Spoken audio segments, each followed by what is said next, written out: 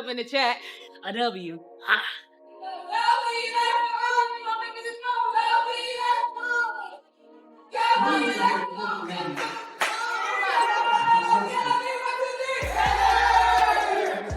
An impossible feat just unfolded for the Indiana Fever. Just 3 months ago, reaching a 4-game winning streak above 500 seemed like a distant dream, yet they've achieved it for the first time since 2015. What's truly shocking isn't that they did it without their superstar Caitlin Clark on the court. It's that while everyone predicted their downfall, they shattered 4 long-standing franchise records in a single game against Paige Bueckers and the Dallas Wings. But here's the inside scoop no one saw coming. 2 players who weren't even on the initial roster just became the unlikely heroes of this unprecedented surge. The 100 win over Phoenix. Stephanie White called that a big win. They were outstanding. Mitchell, the former Dallas Wing, Natasha Howard. Nobody was looking for this. We think Kelsey Mitchell's going to shoot, but that is the play to make right there. Nobody in the passing lane. Everyone expected the Fever to collapse the moment Caitlin Clark went down. But behind the headlines, something truly remarkable began to materialize. Picture this scene, August 1st. Clark is sidelined for her 6th consecutive game, a nagging groin injury from July 15th, keeping her out indefinitely. Across the court, the Dallas Wings, led by the formidable Paige Bueckers, are desperately hungry for a win, having stumbled through 8 losses in their last 10 outings. The stage was set at American Airlines Arena, home of the Mavericks. The question loomed large. Could the Fever maintain their surprising momentum without their undisputed franchise cornerstone directing the offense? Wins in a row, a season high. Just how have you been able to find that rhythm over this stretch? I think it's been about, we've had some practices, and I think practicing has definitely tuned us up, fine-tuning as far as the details. We knew before All-Star that, the second half of the season is always about people making adjustments, people finding ways to stop what we have to do. And I think that on us, we try to do a good job of staying locked in at practices and shoot-arounds and all that kind of stuff to be where we need to be. The opening tip provided a visceral glimpse into this Fever squad's newfound resolve. They erupted onto the court, playing with an undeniable ferocity, as if fueled by a collective chip on their shoulder. There was no hesitation, no waiting for someone else to ignite the spark. This wasn't merely about survival, it was about making an emphatic statement. Kelsey Mitchell immediately seized command, driving purposefully to the basket, sinking confident shots, and unequivocally setting a defiant tone. She concluded the night with 23 points on 9 of 19 shooting, effortlessly carrying the scoring burden typically shouldered by Clark, solidifying her league-leading scoring performance throughout July. 14 20-point games this season in her 8th year. She also has a couple of 30s. And Mitchell trades the 3. Now have a little bit of an advantage in the paint, and they need to keep doing that. That time, Dejanay went for the steal, and Mitchell kept it away from her. Would not have taken that call so gently, shall we say. But Kalani Brown was her buffer last year. Is Mitchell all the way to the hole? So you stick together, communicate on defense. This is a high-octane offensive team. Beautiful pass. Mitchell's confidence was palpable. She began running back on defense even before her passes hit their mark. Yet Paige Bueckers was not about to simply capitulate. The electrifying rookie sensation fiercely countered with 22 points on 7 of 14 shooting, complemented by 4 rebounds, 4 assists, and 2 steals. She stood as the sole Wings player to reach double digits, a stark testament to her reputation as a formidable 3-level scorer in her inaugural WNBA campaign. This set the stage for a captivating seesaw battle that held the audience spellbound. However, the free throw disparity between the two teams quickly ignited a firestorm of controversy.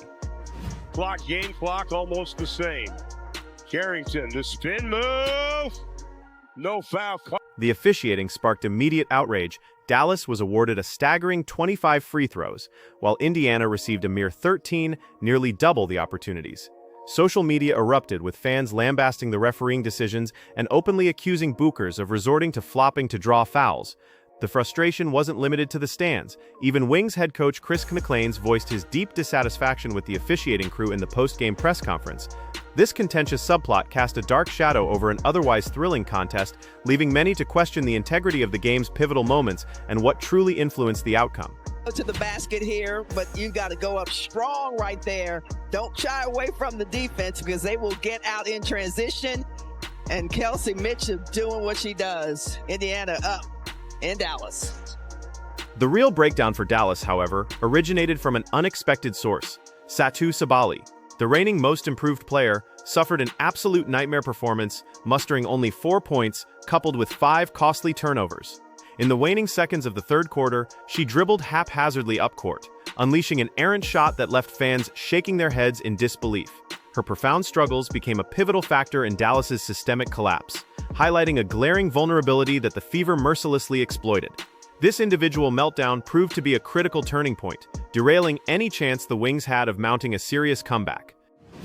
Finding ways to get wins, and that's going on some scoring bursts. That's being able to rely on multiple players, getting stops when needed, making adjustments and continuing to grow. I mean, this is a group that's been resilient all season long, and I think that we have such quality depth that we can rely on one another, and rely on one another in certain moments. When the final horn blared, the scoreboard unequivocally declared an 88-78 victory for Indiana. The Fever had just delivered a resounding message. They are far more than simply Caitlin Clark plus 4 players trying to keep pace. They emphatically demonstrated their newfound ability to secure wins, even in moments when they were expected to dominate, echoing Coach Stephanie White's candid acknowledgement after the decisive triumph. This wasn't merely another victory, it was a profound declaration of their burgeoning identity and collective strength. Stick to your defensive principles. This is an Indiana team that has very nimble on the offensive end. McDonald from the outside rattles it. Just 3 months prior, they were complete unknowns, unheralded names beyond the Fever's immediate radar. Now 2 midseason acquisitions, Ari McDonald and Chloe Bibby, have quietly emerged as Indiana's unexpected secret weapons. These weren't the splashy, headline-grabbing signings meant to fundamentally transform the roster. No, these were initially perceived as depth moves, mere insurance policies for a team striving to maintain some semblance of competitiveness. Yet their integration has unveiled a profound impact, reshaping the Fever's strategic landscape in ways no one could have possibly predicted.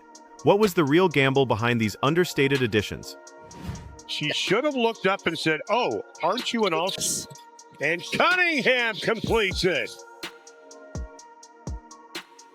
That's what Indiana does better than anybody in the WNBA. Here's what made McDonald special that night. Ari McDonald's narrative reads like something ripped directly from a Hollywood script. She began the season completely unsigned, her services seemingly unwanted by any WNBA franchise.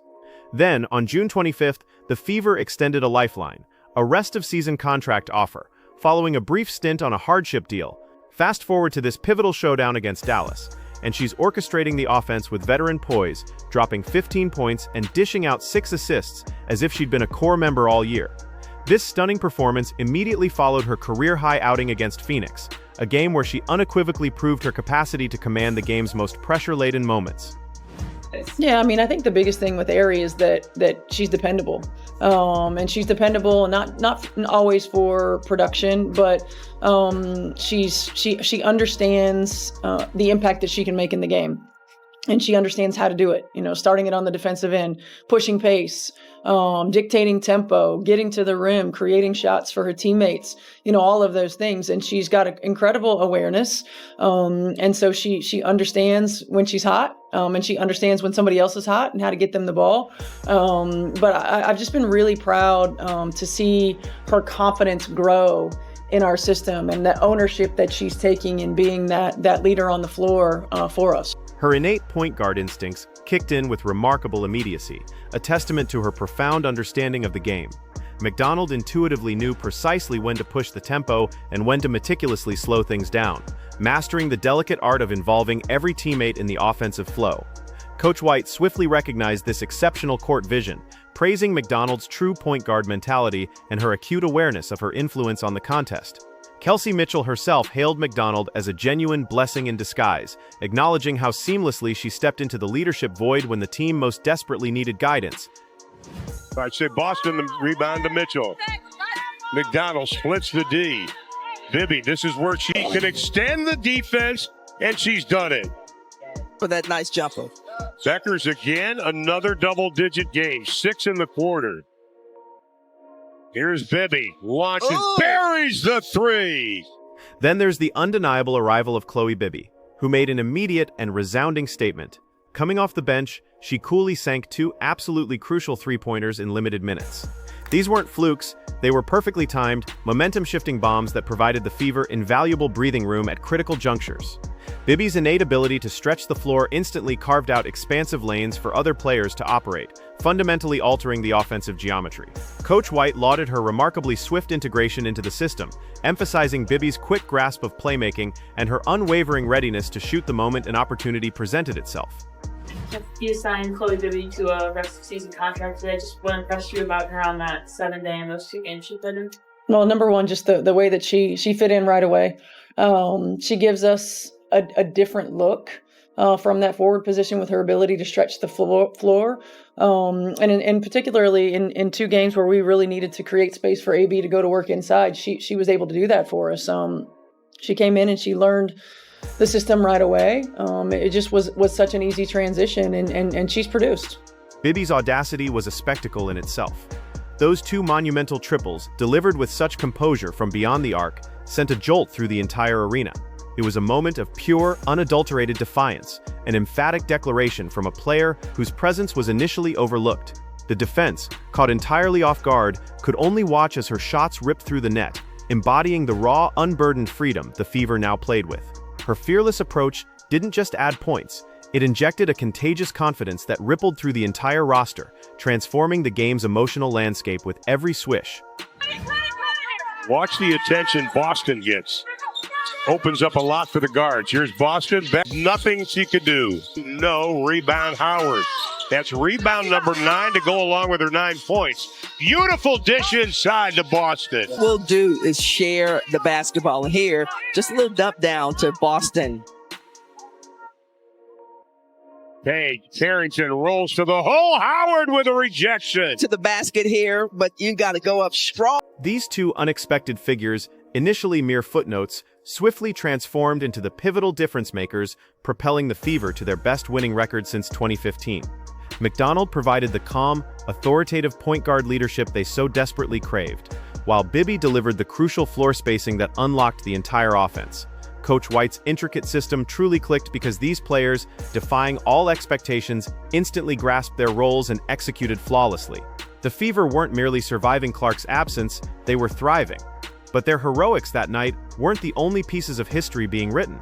While eyes fixated on the scoreboard, Indiana was quietly shattering 4 untouched franchise records, rewriting what this team could achieve. The basket foul on Haley Jones. It is not a move her out geographically away from the lane to get her off the basket. Tough rebound there. Geisel shooter's going to come out. Consider this remarkable achievement. Aaliyah Boston and Natasha Howard etched their names into WNBA history, becoming the first ever teammates to simultaneously record at least 10 points, 10 rebounds, 5 assists, and 2 steals in the same game. Pause and absorb that for a moment. Across the entire storied history of the WNBA, no 2 players on the same squad had ever achieved those precise statistical benchmarks together on one single night. Boston contributed 12 points, 11 rebounds, 5 assists, 3 steals, and a block. Howard matched her exceptional effort with 11 points, an astounding 16 rebounds, 5 assists, 2 steals, and a block. The 100 win over Phoenix. Stephanie White called that a big win. They were outstanding. Mitchell, Come on. The former Dallas wing, Natasha Howard. Nobody was looking for this. We think Kelsey Mitchell's going to shoot, but that is the play to make right there. Nobody in the passing lane. Let's zero in on Natasha Howard's extraordinary 16 rebounds. That figure didn't just break her personal best, it was a masterclass in dominating the boards, an almost surreal display that made her opponents look like high schoolers. Concurrently, Aaliyah Boston extended her impressive double-double streak to 5 games with her own 11 rebounds. Her consistency has been a foundational element all season long, but this particular performance undeniably showcased her innate ability to elevate her game to an entirely new level precisely when the team needed it most. This wasn't just good, this was an absolute force of nature. For us, when we get a chance to really put ourselves in a position to, win games, we got to win them. I think any competitor knows that when we say win them. And I think we took some time off, we had a little drop off today, and I think that's what she's talking about. It was inconsistent. I think we could have been a little bit better. But the record-breaking spree didn't end there. Kelsey Mitchell now stands atop the entire WNBA in 20-point games since the All-Star break, a testament to her relentless scoring prowess. Her impactful 23 points against Dallas marked her 13th game this season with 20 or more points, solidifying her status as the unwavering offensive anchor. Mitchell has consistently served as the reliable scoring threat, the heartbeat that propels this offense forward even when other players struggle, proving she's far more than just a supporting cast member. Obviously, Ari, you only joined this team mid-season, officially on a full contract now. Congratulations. But just the impact that Ari has had overall, how do you feel like? Oh, it's unbelievable. This is our blessing in disguise. We always tell her that we appreciate her. Seriously. Here's where the narrative gets even more compelling. Chloe Bibby, in an astonishing display of immediate impact, set a new franchise record by hitting multiple three-pointers in each of her first 3 games with the Fever. Those 2 crucial triples she drained against Dallas weren't merely excellent shots, they were historical markers. No other Fever player had ever commenced their tenure with the team by sinking multiple threes in their initial 3 appearances. The 4th astonishing record belongs to Ari McDonald, who became the 3rd fastest player in Fever history to reach 150 points and 50 assists, joining the elite company of Caitlin Clark and Tamika Catchings. Our season was all over the place, obviously, with, the people that was on the team, the people that wasn't on the team, injury, Tutu not being around as much with her injuries, and just, it takes a lot for a pro to step up and, be where her feet is and step and fill in shoes that, not a lot of people expect. And I think for Ari, she compliments myself, all the other players so well because she just gets it as far as knowing where people are, knowing the chemistry. And I think for us to her, we have to make sure that we keep patting her on the back because this is a big position to fill. And I think that she's doing it unbelievably well. So shout out to you, Ed. 4 franchise records in a single night. This was not some fluke. This was the definitive proof of a team finally discovering its true identity, unequivocally demonstrating what they could achieve when every player bought in and contributed. The formidable Boston-Howard tandem provided a front-court dominance the franchise had rarely witnessed before. Mitchell consistently delivered the essential scoring punch, a relentless offensive engine. Bibby immediately stretched the floor, revolutionizing their spacing, and McDonald, operating with the poise of a seasoned veteran, masterfully orchestrated the entire offense. Yet the real fireworks, the truly revealing moments, erupted after the final buzzer. And I asked Kelsey in regards to, or about this, but Ari, just the impact that she's had for you all this season, what do you like most about what you've seen from her thus far? No, number one, her energy. I mean, she is, she's an energy giver. She's fast. Her speed changes the game for us. Her ability to get the ball from one end to the other quickly. Her ability to get into players defensively. She changes the game for us in that way. I have continued to be impressed with just how quickly she immersed herself, into our team and fit in right away. Kelsey Mitchell's post-game remarks contained a profoundly subtle message, one that Fever fans had been anxiously awaiting. The locker room pulsed with an electric energy after their historic victory, players still riding the euphoric high of shattering 4 records in one unforgettable night. Mitchell, radiating quiet confidence, stepped to the microphones. Her words, seemingly innocuous on the surface, carried a deeper undercurrent. She lauded her teammates for stepping up, for seamlessly filling critical roles when certain players were unavailable. She specifically highlighted Ari McDonald's contributions, declaring, "This is our blessing in disguise." That phrase, delivered with such knowing emphasis, resonated differently when viewed through the prism of recent roster changes. Here's the bombshell revelation. Mitchell's loaded comment about McDonald being a blessing in disguise was an undeniable, subtle jab at Dejounte Carrington's earlier departure from the team.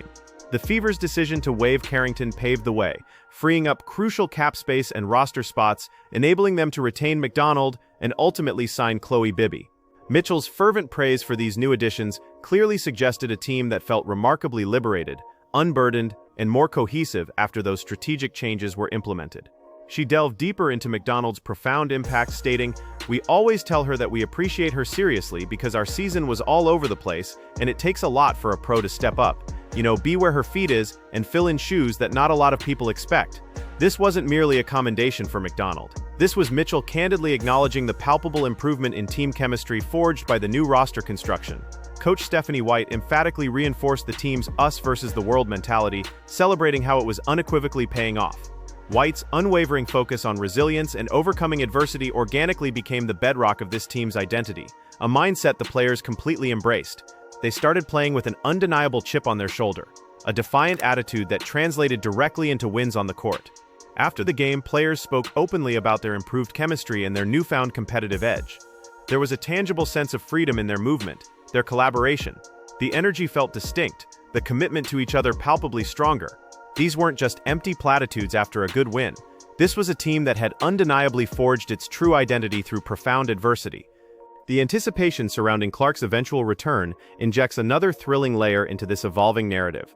Imagine this record-shattering group, battle-tested and brimming with newfound chemistry, finally getting their superstar back. The identity they've forged in her absence will only amplify when she rejoins the lineup, creating a dynamic force. Mitchell and the rest of the squad understand they've proven something profoundly important during this remarkable stretch. The Fever are no longer simply winning games. They are building a championship-caliber identity, a formidable foundation that could propel them deep into the playoffs. The pieces have clicked together in ways no one anticipated, the strategic roster moves yielding unexpected balance. And with Clark returning to unite with this transformed record-breaking squad, 2025 is suddenly looking exponentially brighter than anyone could have possibly envisioned. This Indiana Fever team just unequivocally proved they are not merely Caitlin Clark plus 4 players trying to keep up. They are a legitimate championship contender boasting depth that caught the entire league off guard. 4 franchise records shattered in one night, players like Ari McDonald becoming the 3rd fastest in franchise history to reach 150 points and 50 assists, Chloe Bibby setting unprecedented shooting records in her first 3 games, and Aaliyah Boston alongside Natasha Howard making WNBA history together. With Clark returning to join this astonishing group, the WNBA better take serious notice. The chemistry forged in her absence will only intensify. The best for Indiana is undeniably still to come, and 2025 might just be the year everything shifts in the WNBA landscape.